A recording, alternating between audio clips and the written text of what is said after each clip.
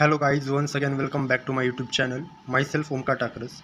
In this video, we will be discussing about the part one and means paper one and its pattern and syllabus of the anatomy. So, paper one consists of 100 marks and also about paper two.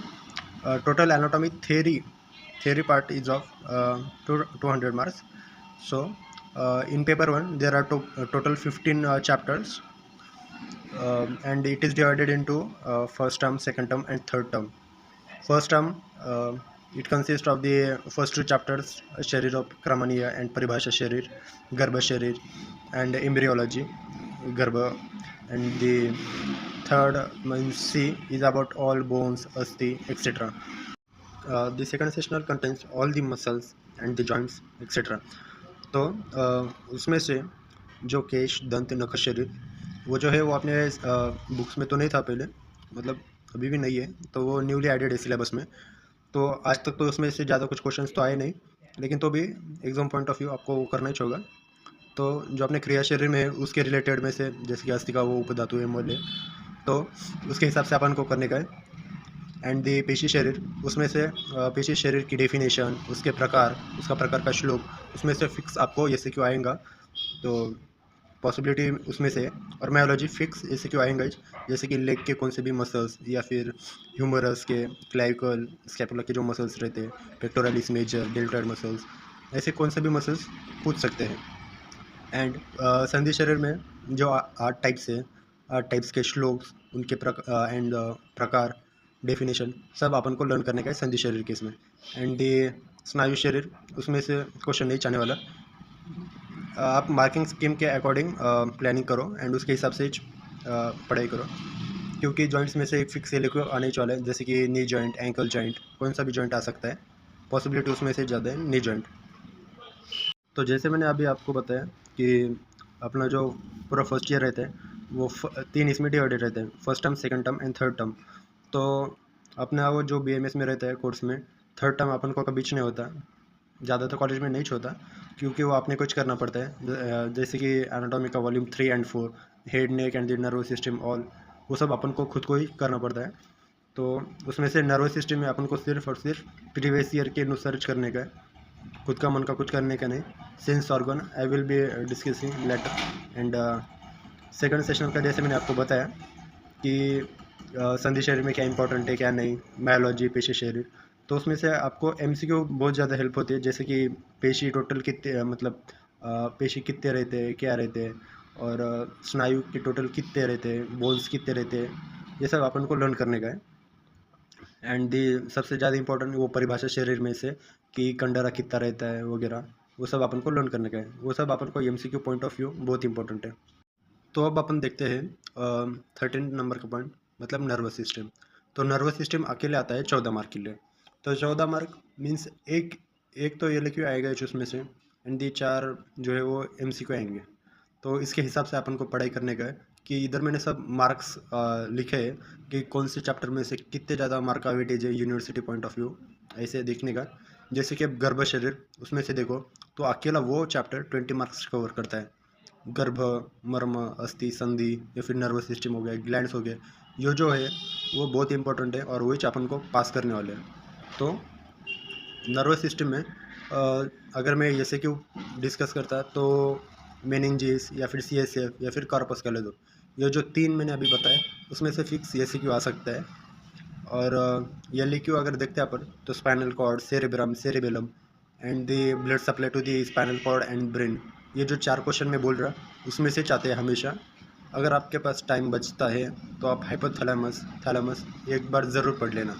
लेकिन मैंने जो 4 बताए जैसे कि spinal cord, cerebrum, cerebellum and the blood supply, circle of Willis, वो अगर वो अपन करते हैं तो वो मोर देन सफिशिएंट है, उसमें से चाहता है LQ and SCQ, meninges, CSF and corpus कैलोज़म।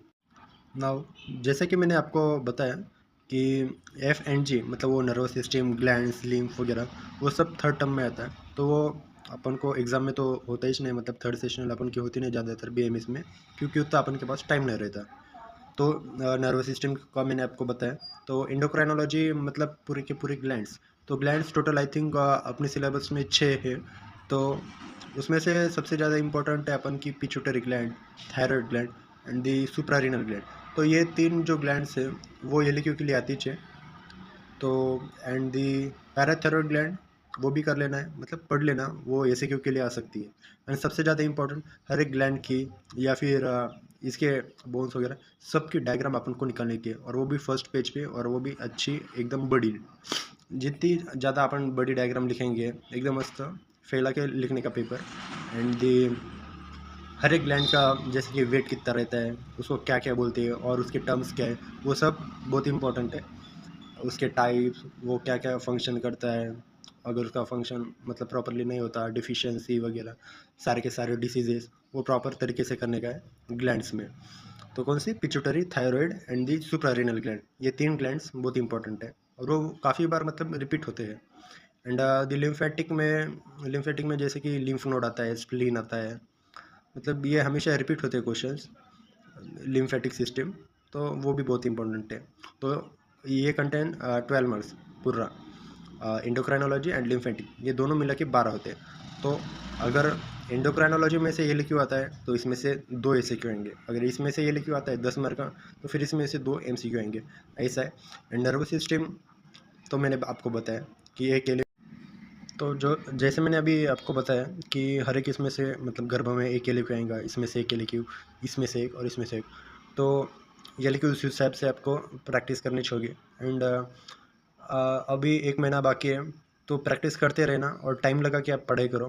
कि जैसे कि एक एलिक्यू आपका सिर्फ 14 या 15 मिनट के अंदर ही छोड़ना चाहिए, उसकी डायग्राम निकालना और सब कुछ, वो सब 15 मिनट में होना चाहिए। ऐसा फिक्स टाइम के अनुसार आप पढ़ाई करो अभी से। मतलब अभी आपको यूटी में ज़्यादा कुछ डिफ़िकल्ट नहीं जाएगा, या फिर आपको टाइम मैनेजमेंट प्रॉपर आनी चाहिए। एंड हर एक इसका मैंने अभी डिस्कस किया। और अभी शरीर उपक्रमणीय या फिर परिभाषा शरीर, इसमें से आपको सबसे ज़्यादा इम्पोर्टेंट है जो आपके फर्स्ट पेज पे 3-4 जो डेफिनेशन दिए हैं शरीर के, वो 4 के 4 डेफिनेशंस अपन को लर्न करने के, उसके पर्याय शब्द।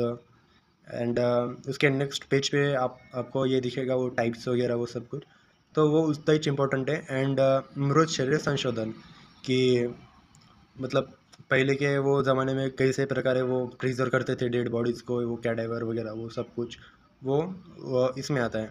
तो वो उसमें से वो जो आपका श्लोक है 3-4 लाइन का, तो वो आपको लर्न करना ही होगा। तो वो बहुत इंपॉर्टेंट है, मृत शरीर संशोधन and the definitions of the शरीर एंड द परिभाषा शरीर। इसमें हर एक इम्पोर्टेंट है, मतलब जैसे कि वो कंडर आता है, उसके बाद वो सीरा, स्नायु कितने रहते हैं।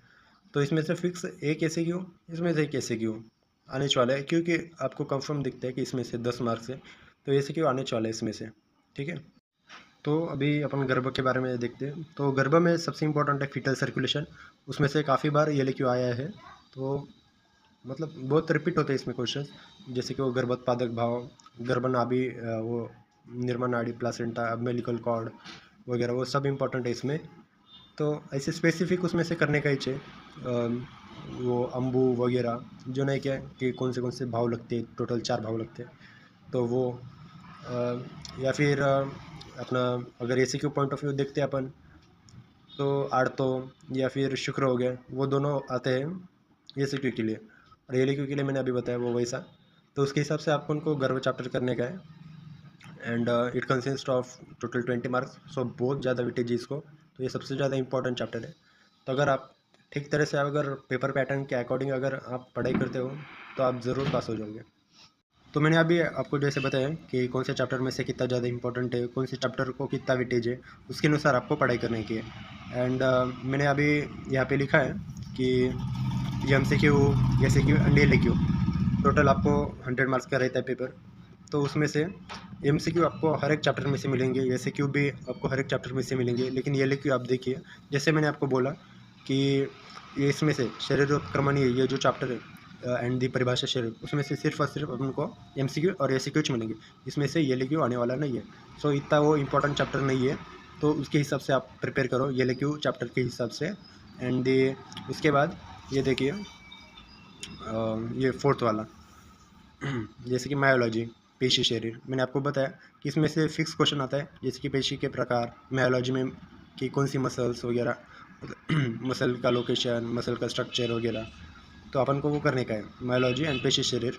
तो उसमें से LQ तो आने वाला, तो अपन को उसमें से डायरेक्ट पता चलता है 11 मार्क का ही है, तो इसमें से फिक्स 2 LQ मतलब 2 SQ आने वाले हैं, इसमें से एक, इसमें से एक, और बचा 1 मार्क, तो इसमें से एक भी MCQ आ सकता है।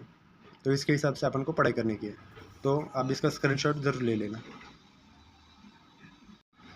सो now we will see the exact मतलब जो कैसा आने वाले पेपर, तो वो अपन देखते हैं कि किसे कौन से चैप्टर में से कौन सा LQ वगैरह जो आने वाला है वो देखते हैं अपन। तो मैंने इधर लिखा है कि पेपर 1 जो रहता है वो टोटल 100 मार्क्स का रहता है, तो उसमें से आपको 40 मार्क LQ, 40 मार्क SQ और 20 मार्क MCQ, ऐसा टोटल होने वाला है 100 मार्क्स। तो LQ एक क्वेश्चन 10 मार्क का रहेगा, टोटल 4 क्वेश्चन रहेंगे। तो इधर मैंने लिखा है जो BCEFG लिखा था मैंने, देखिए आप इधर BCEF and G। तो बी क्या है, गर्भ शरीर एम्ब्रियोलॉजी।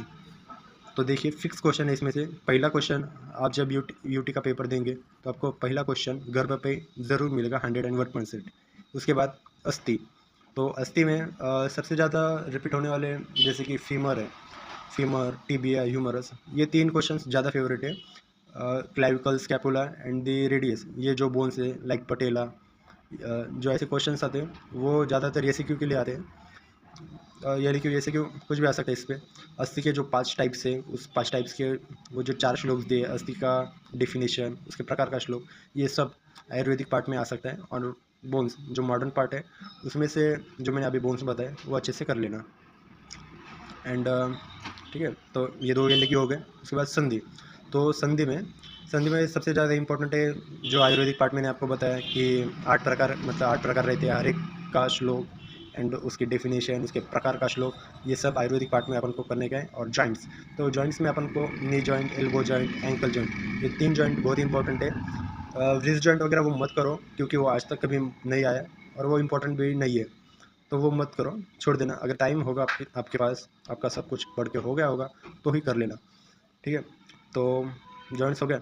और अब 4th LQ जो मैंने आपको बताया कि F और G, इनमें से कौन से तो भी आने वाला है, एक तो नर्वस सिस्टम पे आएगा या फिर इनमें से कोई आएगा, क्योंकि मैंने आपको बताया कि ये सिर्फ 12 मार्क के लिए, ठीक है।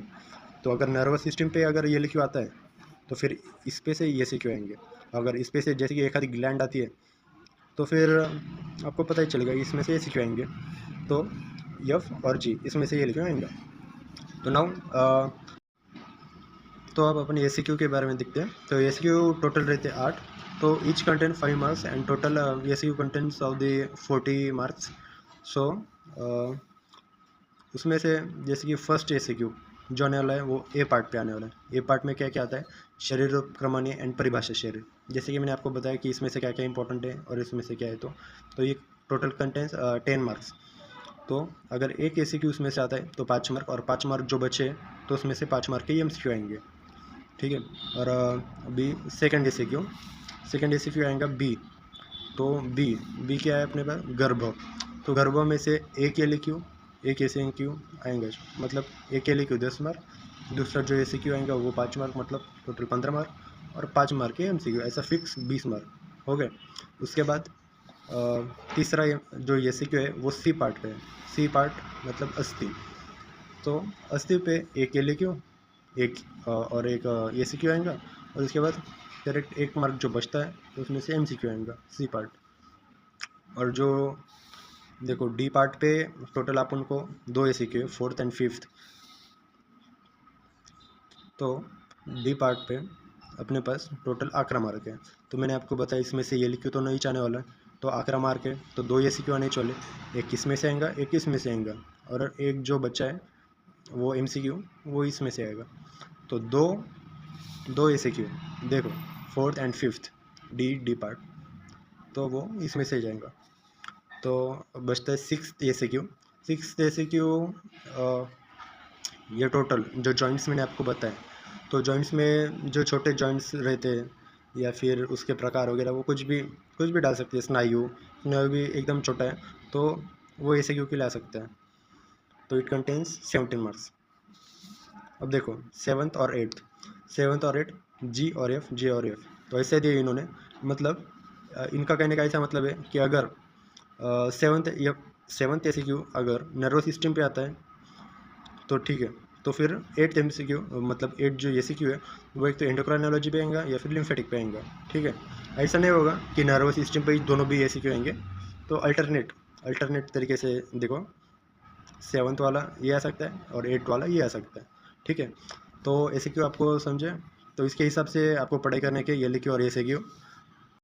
तो अभी मैंने जैसे आपको बोला कि ये लेके कैसे आने वाले ये सी एंड उसके बाद बचते हैं अभी 20 मार्क के एमसीक्यू। तो एमसीक्यू के बारे में देखते हैं अपन। तो देखो, टोटल एमसीक्यू आने वाले 20। तो 20 में से मैंने जैसे आपको बताया कि ए पार्ट टोटल 10 मार्क का है, तो उसमें से एक एसीक्यू आएंगे और बचते जो 5 मार्क वो टोटल एमसीक्यू आने वाले 5।